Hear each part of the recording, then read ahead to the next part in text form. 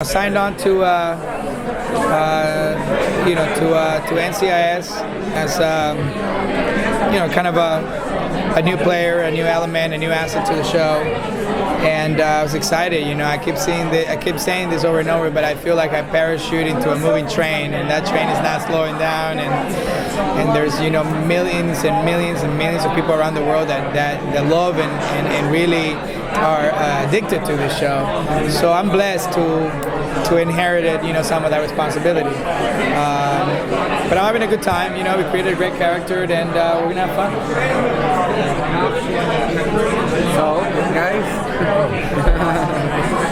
how did this role come about for you? I just finished Minority Report and From Dusk Till Dawn, and I'd done a pilot for CBS, and I guess they appreciated what I'd done and as a character in the pilot, and they approached me to consider becoming another element of NCIS. Michael Weatherly had left, so they were trying to spice things up. They were trying to see, okay, where do we take the show next, and when they talked to me about it, I said, listen, man, I love the show. I love what you guys have done. I think it's, remarkable, the fact that you guys are the most watched show in the planet. And it's a beautiful thing, but, what am I to do there, because the truth is, I was looking to leading more, and looking to really finding my own show, and they, they were very supportive, they were very empowering, and they said, listen, man, this is the thing. We want to try new things, we want to create a character that you'd be happy with, and I think that character could be disruptive in a very good way, to the show, and I think it would be really fun for you to meet the cast and work with everybody. We talked about the character, and I felt very good about it, and eventually, then I find myself talking to Mark Harmon on the phone and say, hey, Mark, excited to come and play with you guys. This is an exciting time for the show, because you have an audience that you can take to any ride you guys want. And then I said to Mark, and then I said to the showrunner, I said, I hope you guys are ready to light some shit on fire, because I'm coming in, I'm taking a running start at it, and we're gonna do this thing, and they were excited and more than game to try some new things, and that's what's gonna be. How do you like playing a more serious role versus a comedic role?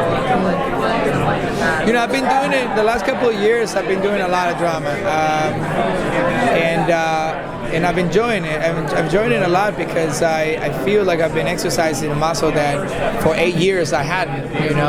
It's almost like the first time you start doing legs. You're like, oh man, I should have been doing legs this whole time. Legs is the most important muscle in your body. So it made me more of a fulfilled as a performer, and so I'm having a lot of fun, and they're allowing me to go really dark on this character, really colorful, really multi-layered. It's a very different character I don't think you've seen on the show before, and it really disturbs the piece, and changes things up a little bit. He's a lone wolf.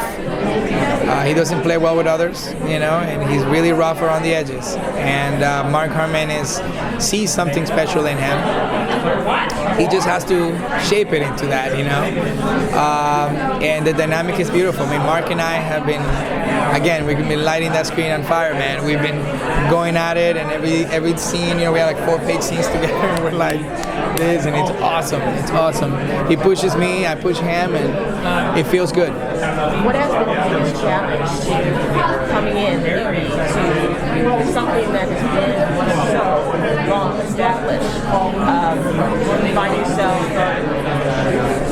I don't know, getting a little overwhelmed by it, or pushing back against it, or maybe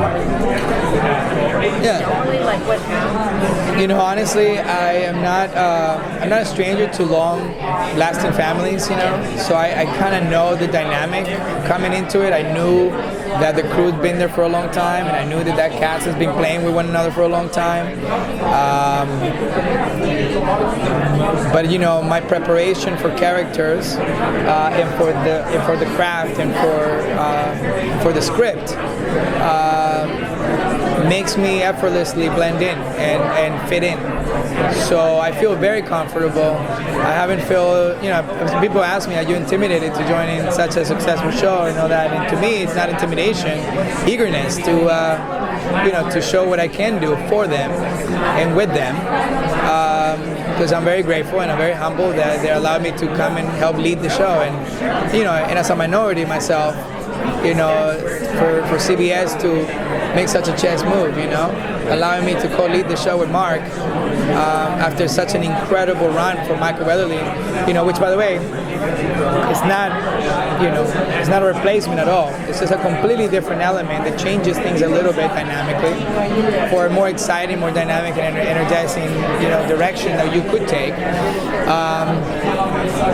It's an honor, and I'm excited because I'm very proud of that, to be able to, as a minority, to be able to come in there to one of the most successful shows and be able to represent. I think that's beautiful too. Talking about minority, what can you tell us about your relationship with Voto Latino? Yeah, so I was there when it was founded, and I'm the co-chair and board member of Voto Latino. It's an organization that that encourages now all minorities. Started out with just Latinos, but now it's all minorities to get more involved in the political process, and most importantly, to represent their families, themselves, and friends, and continue to carry the voice of what we need as minorities in this country.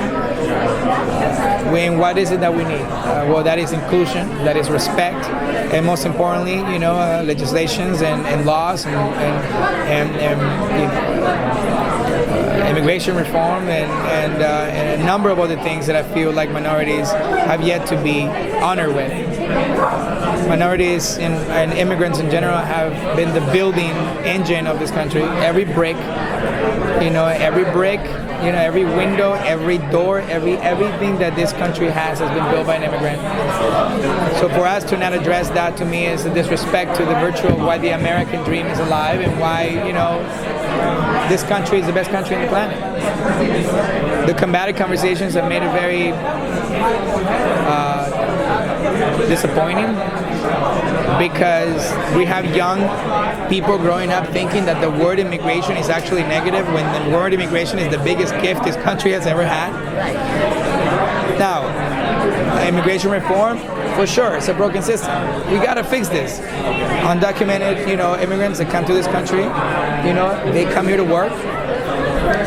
They should be allowed to continue their, like any other dynasty of immigrants, to continue to now be part of the system and contribute to the country, as opposed to this, this deportation conversation. Now, you got criminal records and everything. I totally understand. You may have to go, but if you're an honest working immigrant that comes over here and is taking jobs that everybody assumes don't exist,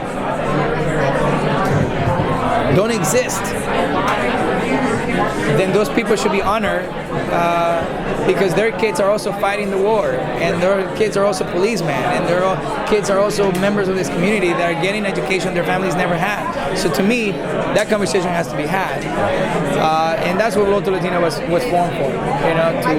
To fuel, with information, fuel with facts, fuel with education. So the young communities could really carry the conversation on a national level. So we're a nonpartisan organization, but we don't stand for disrespect, which we've been disrespected many times in the last couple of years, in the last 2 years for sure. And it's going to change. Thank you. Cool. Something coming up in the early episodes that you can't wait for the fans to see. I can't wait for the fans to see the first episode. The first episode is, oh man, boy, you talk about an entrance where it's a movie. It's a movie. I'm excited. The first episode, when I read it, I was like, whoa, okay, NCIS, I see you. I see you. And it was exciting, dynamic, it moves fast, it's explosive, it's refreshing, it's fun for me. I'm having a really good time. So yeah, I'm excited for everybody to watch the first episode, for sure.